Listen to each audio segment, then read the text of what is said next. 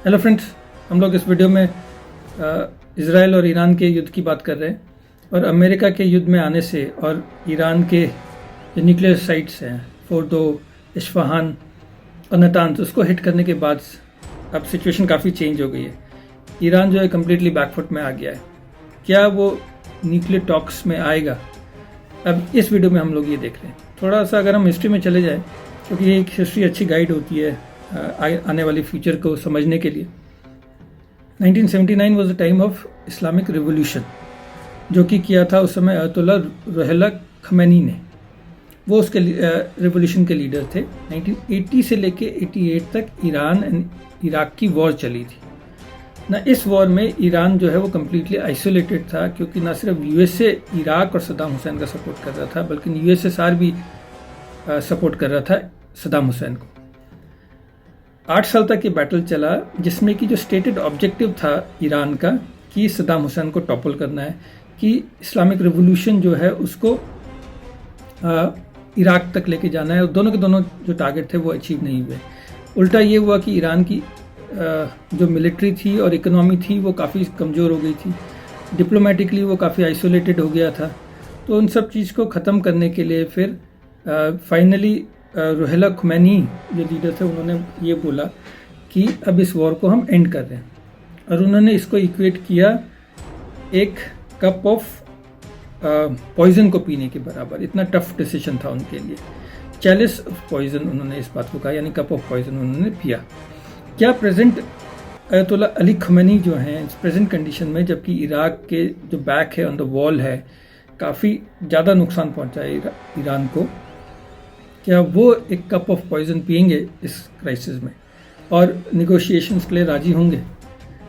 इस बात को समझने के लिए हमें एक बात समझनी होगी कि ईरान ने हमेशा से अपने न्यूक्लियर प्रोग्राम में जब भी बात करी है वेस्ट के साथ, चाहे अमेरिका के साथ, यूरोप के साथ, तो उसने उसको एक तरीके से प्लॉय के रूप में इस्तेमाल किया है, एस टाइम बाई करने के लिए इस्तेमाल किया है, ना कि वो सीरियस रहा है न्यूक्लियर टॉक के लिए।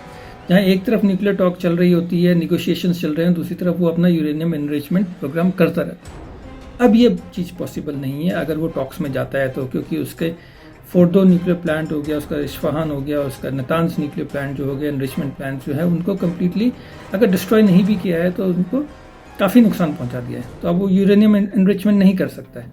तो एक तरफ बातें चलती रहेंगी और दूसरी तरफ न्यूक्लियर एनरिचमेंट होता रहेगा। अब ऐसा नहीं हो सकता है। जो दूसरी बात है वो ये है कि ईरान इस समय अपनी वीकेस्ट पॉइंट पे है। उसके पास डिप्लोमेटिकली एंड मिलिटरीली वो आइसोलेटेड है। जहाँ एक तरफ इजराइल है जो रीजनल पावर है, वहीं सुपर पावर अमेरिका उसके साथ खड़ा है। ईरान के साथ कौन खड़ा है? कोई भी नहीं खड़ा। रशिया और चाइना, जहाँ उन्होंने इजराइल के एक्शन को क्रिटिसाइज़ किया, अमेरिका के एक्शन को क्रिटिसाइज़ किया, लेकिन जो इम्पोर्टेंट मिलिट्री हार्डवेयर जो इस समय ईरान को चाहिए वो उसको डिलीवर नहीं किए। तो वो मिलिट्री रूप से वो कम्प्लीटली आइसोलेटेड है। उसके अपने प्रॉक्सीज जो हैं, हुतीज़ हो गए, हमास हो गया या हिजबुल्ला हो गया, उसको एक के बाद एक इजराइल ने उनको ख़त्म कर दिया है। तो उसके अपने प्रॉक्सीज भी नहीं हैं। पहले ही दिन इजराइल ने जब हिट किया था ईरान को, ना सिर्फ उसके न्यूक्लियर साइट्स पे हिट किया था, बल्कि उसके टॉप कमांडर्स को, जो रिवोल्यूशनरी गार्ड के कमांडर्स थे, उनको भी उसने एलिमिनेट कर दिया था। इजराइल ने ना सिर्फ न्यूक्लियर साइट्स पे हिट किया है, बल्कि उसके मिलिट्री इंस्टॉलेशंस पे, उसके मिसाइल लॉन्चिंग साइट्स पे भी हिट किया है। तो इस समय मिलिट्री वाइज भी ईरान जो है काफ़ी कमज़ोर नज़र आता है। लेकिन फिर भी एक सेक्शन जो है ईरान में काफ़ी हार्ड लाइनर है, जिसमें अयतुल्ला अली खमैनी का जो सन है मुश्तबा, वो बहुत स्ट्रॉन्ग हार्ड लाइनर है। उसके साथ साथ कुछ रिवोल्यूशनरी गार्ड्स के लीडर्स जो हैं वो काफ़ी हार्ड लाइनर्स हैं। तो वो सरेंडर किसी कीमत पे नहीं करेंगे। ये रिजीम जो है अपना न्यूक्लियर एम्बिशन किसी कीमत पे नहीं देगी, क्योंकि अपना न्यूक्लियर एम्बिशन देने का मतलब, न्यूक्लियर बॉम्ब देने का मतलब रिजीम का खात्मा, शॉर्ट टर्म में या लॉन्ग टर्म में रिजीम का खात्मा।